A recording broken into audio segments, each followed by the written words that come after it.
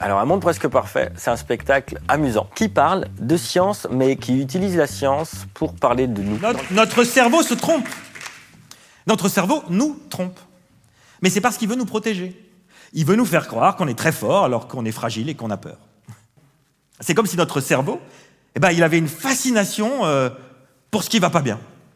Et quand ça va bien, ça lui fait presque rien. Non mais vous avez déjà vu des gens dans la rue sauter de joie parce que les feux tricolores fonctionnent? Orange! Rouge! Qui c'est les plus forts, évidemment, c'est les verts! Non, ça n'arrive jamais.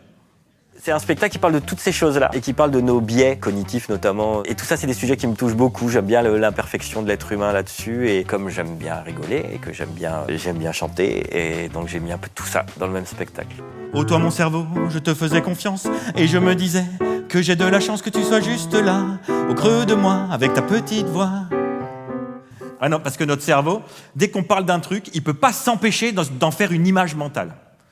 Non, si je vous dis ne pensez surtout pas à une grenouille qui fait des claquettes, voilà.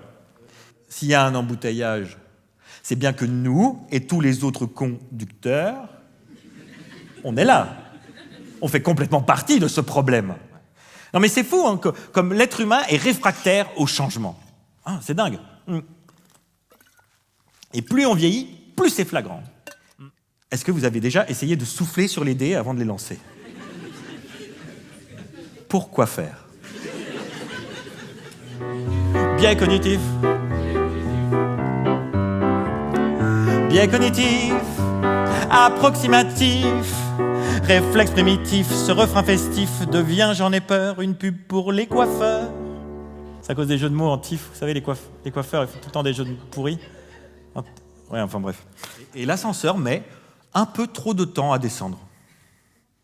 On fait quoi? On réappuie sur le bouton. Parce qu'on se dit que les fabricants d'ascenseurs, ils se sont dit, on va faire plusieurs programmes. Si les gens appuient une fois, ils descendent en 30 secondes. S'ils appuient 2 fois, ils descendent plus vite. Et si on reste appuyé, au bout d'un moment, les portes s'ouvrent. Voilà.